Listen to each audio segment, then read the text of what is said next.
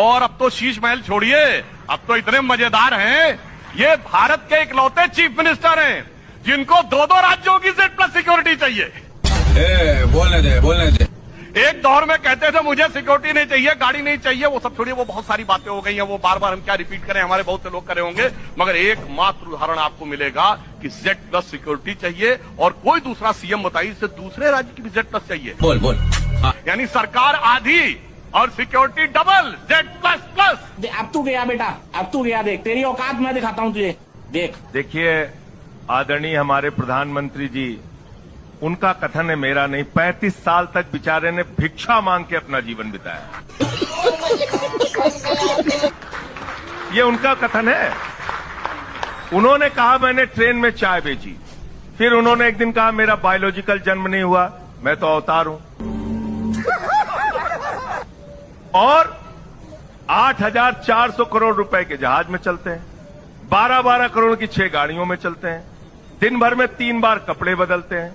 मैं गया था उनका राजमहल देखने के लिए, हमें पकड़वा लिया पुलिस से, बोले हम घुसने नहीं देंगे। हमने कहा भाई दिखा दो 300 करोड़ की कालीन, 200 करोड़ का झूमर, जो वहां पे 67 जोड़ी जूते रखे हुए हैं, दिखाइए। घुसने नहीं दिया, बोले नहीं, देखने नहीं देंगे। मैं तो कहता हूं अगर इतना ही शीश महल देखने का शौक है, खुलवा दीजिए सारे प्रधानमंत्री मुख्यमंत्री के घर पूरे देश के अंदर केंद्रीय।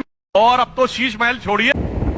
तो दोस्तों आपने देखा अभी, इतनी बेइज्जती करने के बाद भी मीडिया वाले कभी भी सच बोलने का टेंडर लेके ही नहीं, कभी भी नहीं लेगा। अरे कौन कौन बढ़िया बढ़िया नेता इन लोगों को नहीं पछाड़ा, मतलब कोई बात का ऐसा कोई लॉजिक ही नहीं बनता है जिससे आदमी कुछ कह सके।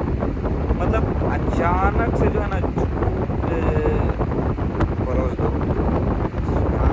त्रिवेदी का जो बयान है, मतलब अगर आप उसने कहीं झूठ बोला, अगर आपने उसे कहीं पकड़ लिया, अगर आपने कहीं पकड़ लिया तो बस उस झूठ को इस तरीक़ा से सच कह देंगे।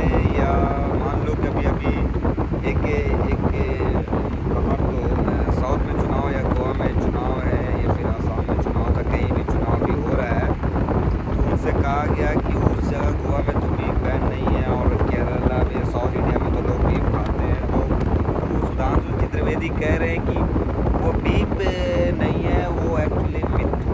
अरे यार ये कौन सा नया जानवर पैदा हो गया भाई, मतलब कोई लॉजिक ही नहीं बनता इन लोगों को, तो मतलब कुछ भी बोलना है। भाई सच बोलो ना भाई, सच बताओ ना, सच दिखाओ ना, झूठ की बुनियाद पे क्या ही कर, कब तक झूठ का नाव कब तक तैरेगी यार। आज न कल ना परसों डूबना ही डूबना, उसको डूबने से कोई ना रोका। अरे झूठ की थोड़ी दिन खुशहाल होती है, लेकिन ज़्यादा दिन खुशी नहीं देती, थोड़े ही दिन खुशी देती। तो आप लोग जिस तरीक़ा से मीडिया में इतना गंद फैला के रखा है, आप लोगों ने इतनी गंद, इतनी बेइज्जती करने के बाद भी आप लोग मतलब हार नहीं मानते, किधर की बात किधर भी छोड़ देते हैं। इसीलिए आज लोग सच्ची बात देश की जनता के सामने कोई ला ही नहीं पा, सच बात को छुपा ही दे रहे हैं। आप खुल के किसी चीज़ का विरोध तक नहीं कर